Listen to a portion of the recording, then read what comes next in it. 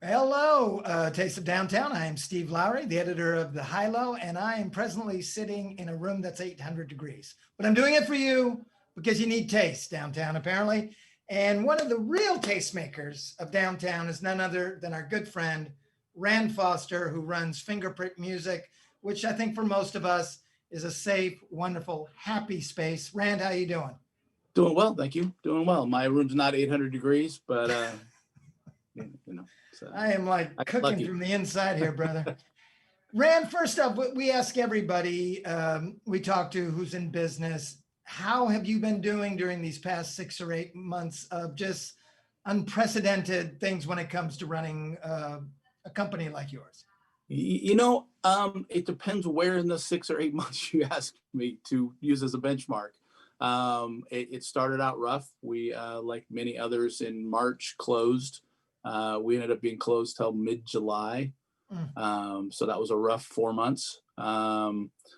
We, in that time, we developed our website, which, was in the works, but we were able to bring it to fully functional. Kind of everything that we sell in the store was available online, which was a big change of direction from where we were originally headed. Um, we learned a lot about selling online, being in the online marketplaces, being in the social media space. And so in that respect, it was an incredible learning opportunity. Um, we also did inventory. We, did some housekeeping. I mean, we tried to keep staff busy because obviously there wasn't enough there for everybody to, take a 4 month vacation. Yeah. Uh, and then when we came back, it was very pleasantly surprising. It went from a few people buying a lot of stuff to kind of growing into being, what it is now, which is pretty steady and maybe a little bit up from where we would have been, on a day-to-day basis versus last year in a lot of cases. Those months that you had to close, Rand, I'm really quickly trying to think of any other store in the city where the people who work there and the people who shop there have more of a relationship with each other, constantly talking and, hey, what about this, and are you buying that, and all this kind of stuff. To not have that for those few months, that must have been it must have been just a complete shock to your system to not have the daily kind of interaction with the people that you're used to. It very much wasn't. I think it was on both sides. I mean, we had, during the inventory process, I was working on the counter that was nearest our phone we answer when people call in, um, because it was kind of the center, where everybody had questions and stuff could catch me. And I was amazed at, people that called every day, and it was the same people. Are you guys open yet? No, not yet. We're hoping soon. It's like we are doing curbside and we are doing this and we are doing that. And the response was always, yeah, I just need to come in and dig. I need to go through the bins. Yeah. I need to touch stuff. I need to look at it. And I was like, I hear you. Hopefully soon. And the next day, sure enough, hey, are you guys open yet? Not yet, man. Hang in there. you know. Did this Uh, make you appreciate? I mean, I know you know how much the city loves you and your store. Has this made you appreciate even more how critical you are to a lot of people's everyday lives? it was eye opening. I have to say, after 4 months away, we really kind of questioned what kind of impact it would make when we came back. It was those phone calls meant a lot, but like I said, it was a lot of the same people. And so, you know, I mean, that was the first bump that was like, okay, people, they're missing us at least, but there's not really a conduit. I mean, I think about, places like Alex's and 4th Street Vine and some of these other businesses that also have this, they all have their version of Norm that comes in that, everybody knows them and they all, socialize and catch up and, stay in touch with each other's lives. And there isn't a great conduit to get that kind of feedback of how everybody's doing. And Yeah. obviously it's not a business where we're calling or FaceTiming with our regular customers for the most part. So yeah, there was a lot of concern about when we reopen, are people even going to still be there? Are they going to care? And it was, like I said, really gratifying when we did reopen to have you know, initially, like I said, kind of a lower customer count, but people were spending $600, $800 at a time. Wow. And it was like, I haven't bought records in 4 months, you know, and they're catching up. And, you know, I was like, this is awesome, you know. Hey, let me ask you, during that time when you were closed, you are obviously one of the tastemakers in the city. What do you remember what you were listening to when you were separated from these people, separated from your business? Were you listening to happy stuff, sad stuff, angry stuff? You know, um, people have derisively called my general taste in music to lean towards sad bastard. And I haven't really ever felt the need to correct them on that. I say my taste stayed fairly true. I did use it as an opportunity, you know, dealing with so many people bringing in trades and, you know, picking up collections and, you know, collections of records and stuff, that there's a lot of stuff I've never heard or haven't heard in 20 years. And so I, you know, I'm always curious. One of my habits when we were on Second Street that I had to finally break was anytime something came through that was interesting, I had a pile on the counter and I would put it in the pile. Well, it got to the point where my store manager would be like, this pile's out of control. He would put it in a box and I would find it, you know, a year later going through, catching up on, you know, old sorting and stuff. And so, you know, in that sense, this gave me a great opportunity to do a lot of weeding and a lot of like, what does this sound like? Or what does this sound like again? Cause I haven't heard Yeah, it in um, so there was a lot of that, which was great. And, you know, obviously a lot of old favorites, yeah. bad bastards in the mix, you know, but, Who would be the sad bastard Elvis? Who is like the sad bastard? oh man.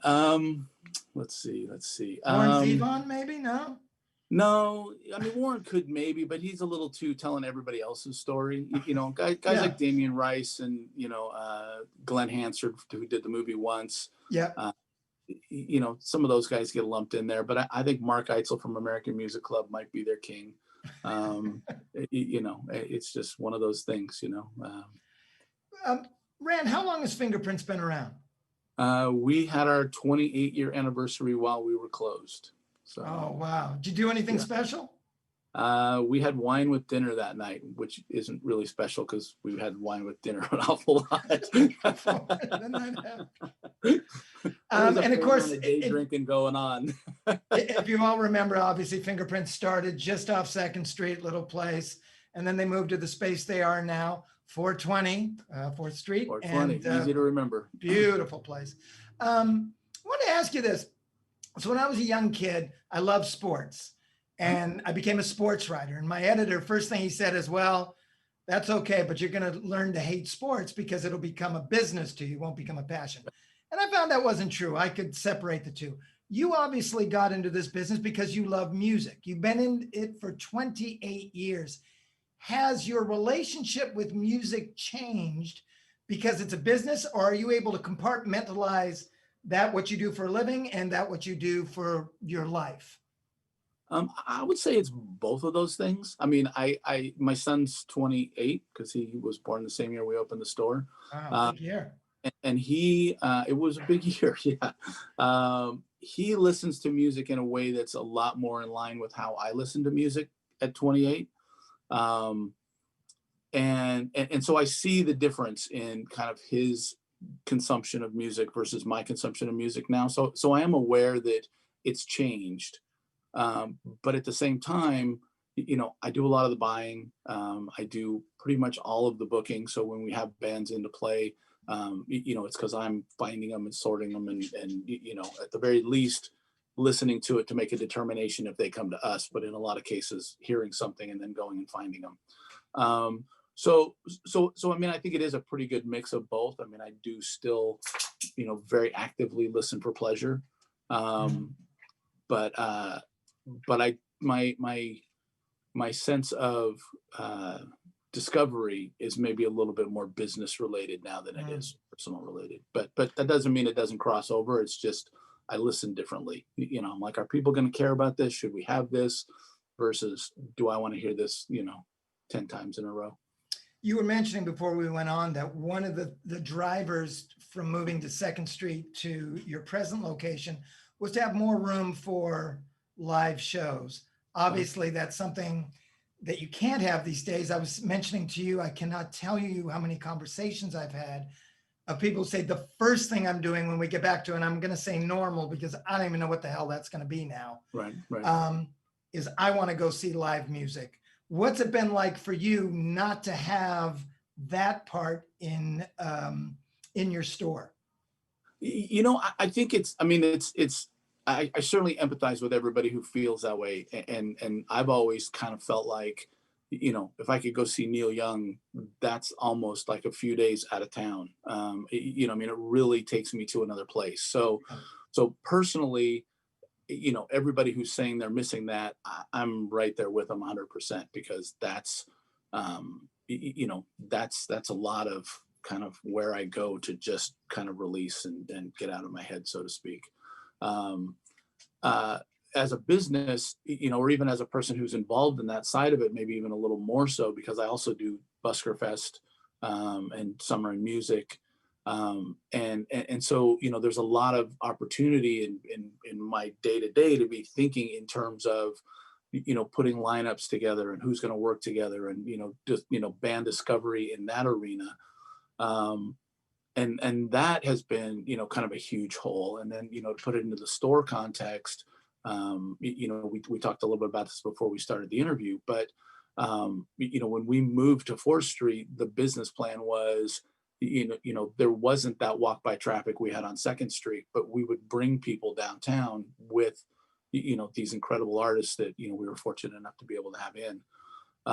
And so, you know, that's been, you know, for 25 of our 30, you know, almost 30 years for, you know, that's been a big part of what we do is, you know, provide this live entertainment and, you know, turn people on to new bands and introduce them literally and figuratively to these artists. Um, so you know, I mean, it's weird to be a store and be very event driven, and in a lot of cases that's the story we have to tell, right? Because I feel like if you're in retail and you're interacting with your customers, you got to tell them a story. You have to Right. interest them, make them want to come in. And you know, to me, you know, the tools that most retail has to rely on is, do we have a sale? You know, is there a, you know, the spring, you know, lines coming out?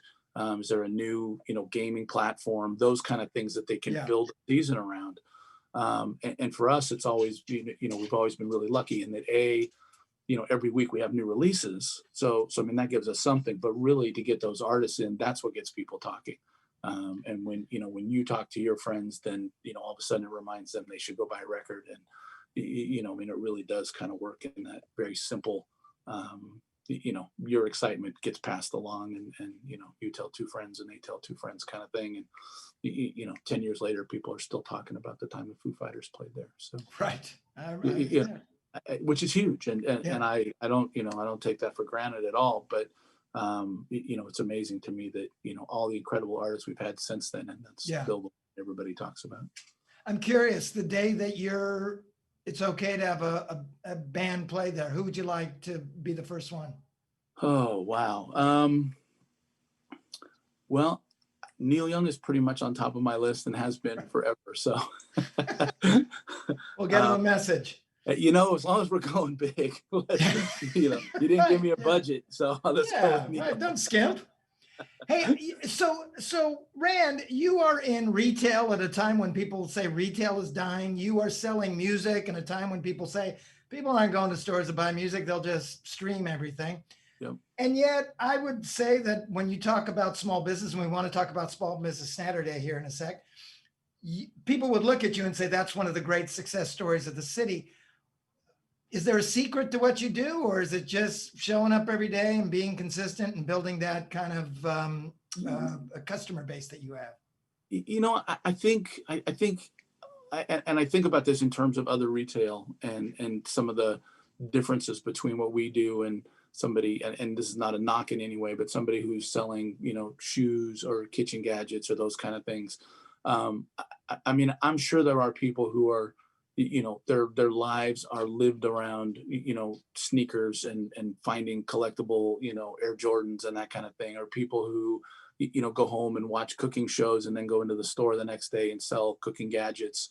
But I think music provides a very unique opportunity to, really live your passion and really, have have a product that, changes lives. I mean, it Yeah. really, I mean, music is, it's the best medicine. I mean, we have, we've always kind of toyed with the idea of, um, music is my drug of choice kind of thing, because Yeah. that really truly is, it is where us, and I think a lot of our customers go for an escape. You put on a great record, and before you know it, you're up flipping it over because 20 minutes went by and you're like, Yeah. wow, that felt really good. Um, Hey, we were talking about, we've got Small Business Saturday coming up. I think that's the day after Black Friday, correct. but you actually have an event even, I think the day of Black Friday, right? We do. Record Store Day has been around for 13 years. It's an international celebration of the culture of the record store. So it kind of ties back into that passion and, how fortunate we are to be retailers in that world. Um, and they, so this year was weird because we usually have two events a year. One in April, which unfortunately is usually Grand Prix weekend, which is a uniquely Fingerprints issue, or at least a uniquely Long Beach record store issue. And then we do Black Friday. So this year, because of COVID, we took the April event and divided it into 3 months. So we had August, September, and October. So we're 3 months into doing a record store day a month. And now it's Black Friday, which is our fourth. Mm. And it, in some ways it's a great way to go out, and in other ways we're all pretty exhausted, Yeah. because it's our biggest event, our biggest day, our biggest everything of the year, and to divide that up and have three of those in a row with then your next biggest big Black Friday all of a sudden Right. coming afterwards. Yeah, that's uh, incredible. So you it have is incredible. So I was going to say you have record day, record day on Friday, and then you have Small Business Saturday. What are there special events and offers for that also? There are, and let me go back to Record Store Day for just Yeah. a second. So for anybody who doesn't know, Record Store Day is where the labels and artists work to come up with a slate of very limited, very collector-oriented releases, that are generally designed that they'll be in the store for one day and then sell out. And then you have, the bragging rights that goes with the fact that you have, the colored vinyl variation, or, something special, a live Right. album that was available that day. This year, one of the big ones is, there's Rolling Stones record coming out that's hand poured that they're making 900 of total. Yeah, so I mean, it's some really crazy. There's some huge names involved, from The Weeknd to I was going to say Miles Davis, but he was last month. They're getting a little fuzzy for me, but I mean, it's amazing. The Black Friday stuff is put out with an idea that it will last a little longer than one day, because Right. obviously kind of go through the season. But with COVID, I think a lot of stores have really kind of gotten into that online space in a way they hadn't before. And we're seeing things go faster than they have in the past. So that's kind of a weird thing. But generally for us, what we've done, we've had this for 13 years, probably 10 years actually. I think it started a little bit into the Record Store Day story, but we would usually do the big Black Friday event, and then follow it up with Small Business Saturday, where we had Dawes come in one year and play. We had, I want to say Best Coast, but it wasn't Best Coast, but we had somebody else come in and play, where we kind of use Small Business Saturday to be a little more event driven, Mm-hmm. and a little, and then the sales kind of happen more on Black Friday.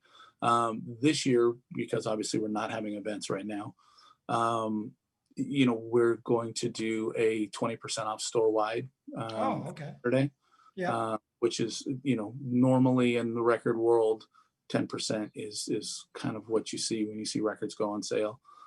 Sometimes 15, but 20 is pretty big in our world. So, so hopefully that'll, give people a little bit of a kickstart on their holiday shopping.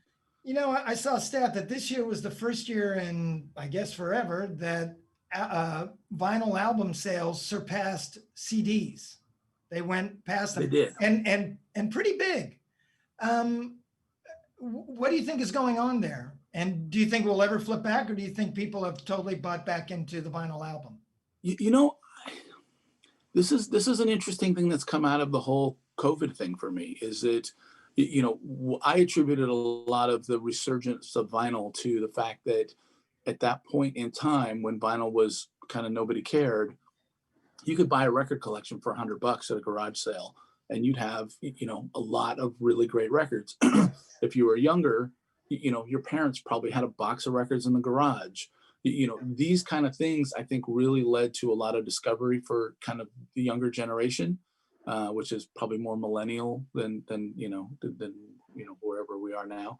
Um, but I think that access to a lot of really inexpensive, really great music kind of drove the whole vinyl resurgence. And I think that up until COVID, I felt like that was inevitable with CDs, because we were getting to the point where we do grab bags of CDs for for $5 you can get 10 CDs.